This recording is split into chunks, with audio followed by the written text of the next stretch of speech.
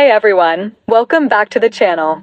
Before we dive in today, I'm sending you all the warmest wishes for good health, happiness, and lots of positive energy.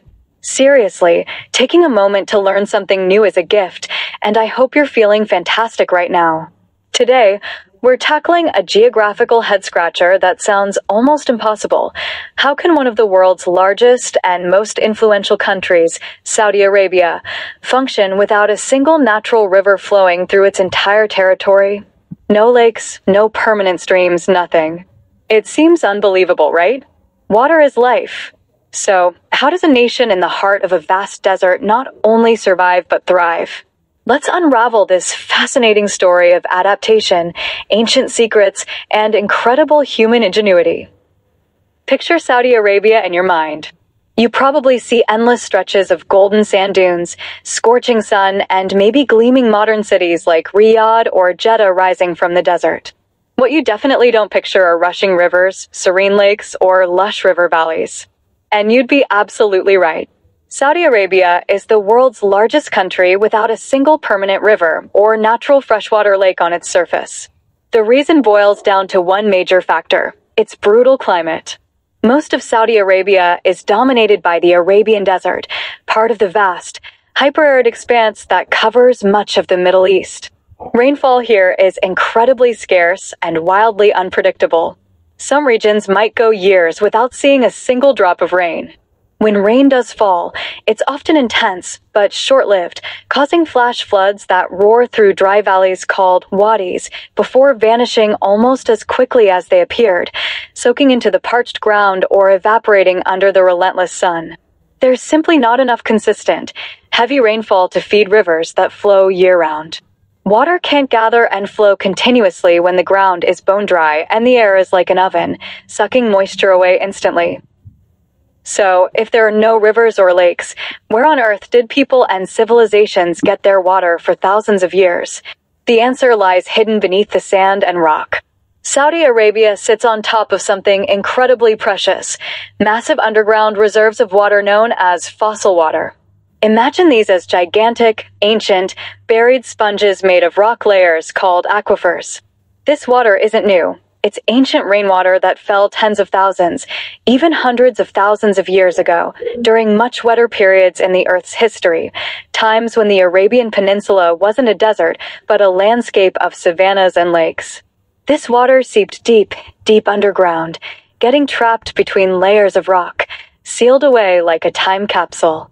For centuries, long before modern technology, people in this region survived by tapping into this hidden treasure.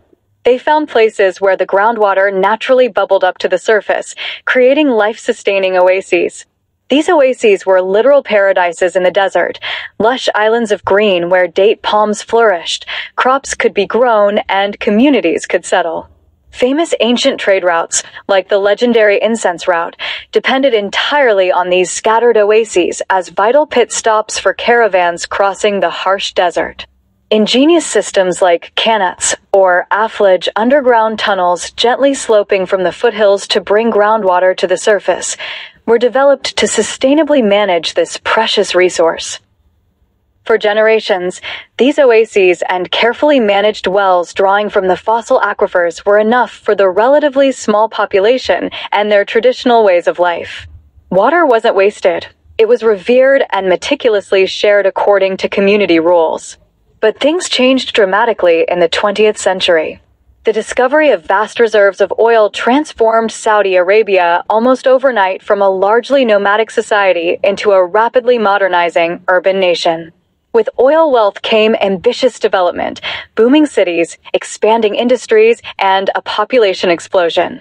Suddenly, the demand for water skyrocketed far beyond what the ancient oases and shallow wells could provide. People moved to cities, lifestyles changed, and expectations for running water in every home, water for massive new agricultural projects to grow food for millions, and water for industry all surged. The hidden fossil water, once seemingly endless for the needs of small desert communities, became the primary source to fuel this modern nation. Massive drilling operations tapped deep into the aquifers, pumping this ancient water to the surface at an unprecedented rate. Here's the critical problem. Fossil water is essentially a non-renewable resource. It's like a giant inherited bank account of water, but one you can't really replenish. The rain falling today in Saudi Arabia is minuscule compared to what filled those aquifers millennia ago, and almost none of it actually recharges the deep fossil reserves. It evaporates or runs off in flash floods before it can sink deep enough. So, for decades, Saudi Arabia was withdrawing water from its ancient savings account much faster than any deposits were being made. This led to a serious water crisis. Groundwater levels plummeted dramatically in many areas. Some shallow wells and even oasis springs began to dry up. The sheer scale of depletion became a major national security concern. Relying solely on this finite, depleting resource was clearly unsustainable for the future. The country needed a radical new approach to water. Saudi Arabia's response to this crisis is where the story becomes truly remarkable, showcasing incredible technological ambition. They looked out towards the vast coastline they have along the Red Sea and the Arabian Gulf and realized their salvation might lie in the ocean. But seawater is salty, completely undrinkable and unusable for farming or industry. The solution? Desalination. This is the process of removing the salt and minerals from seawater to turn it into fresh, clean water. Saudi Arabia didn't just dabble in desalination, it became the world's absolute king of it. The country now operates a massive network of gigantic desalination plants, primarily along its coasts. These are engineering marvels, using two main technologies: thermal distillation, essentially boiling seawater and collecting the steam, which is fresh water, and reverse osmosis, forcing seawater through incredibly fine membranes that trap the salt molecules. These plants work around the clock, consuming enormous amounts of energy, much of it, conveniently, coming from Saudi Arabia's abundant oil and gas reserves. Today, the majority of the fresh drinking water used in Saudi cities like Riyadh, Jeddah, and Mecca comes not from underground, but from the sea, piped hundreds of kilometers inland. Desalination provides about 50 to 60% of the nation's municipal water supply, the water coming out of taps in homes and businesses. It's the cornerstone of modern Saudi water security. But desalination, while vital, is incredibly energy-intensive and expensive. It also mainly solves the drinking water problem for cities. What about water for growing food? This is another huge challenge. To reduce the unsustainable drain on fossil aquifers for agriculture, Saudi Arabia implemented a major shift. They significantly scaled back water-intensive crops like wheat that were grown in the desert using deep well irrigation.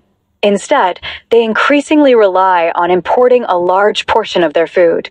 They also invest heavily in cutting-edge agricultural technology within the country: hydroponics, growing plants in nutrient-rich water without soil, advanced greenhouses that drastically reduce water evaporation, and highly efficient drip irrigation systems that deliver water precisely to plant roots. Every drop saved counts.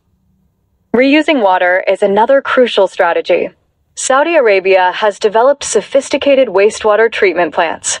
Water used in homes and industries isn't just discarded. It's collected, treated to a very high standard, and then reused. This treated wastewater, often called reclaimed water, is incredibly valuable. It's not used for drinking, but it's perfect for purposes that don't require fresh water: irrigating parks, golf courses, and roadside landscaping, cooling industrial machinery, and even for some types of agriculture. This recycling significantly reduces the demand on both desalinated water and the remaining groundwater. Looking ahead, Saudi Arabia continues to innovate. Massive projects like NEM, the futuristic megacity being built in the northwest, plan to incorporate water sustainability from the very beginning, using the latest desalination tech powered by renewable energy, like solar and wind, to reduce the carbon footprint. Cloud seeding programs are being researched to try and coax a little more rain from the skies. There's also a huge focus on conservation.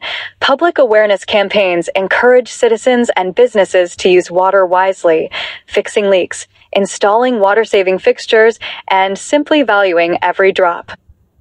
The story of Saudi Arabia having no rivers is far more than just a geographical oddity.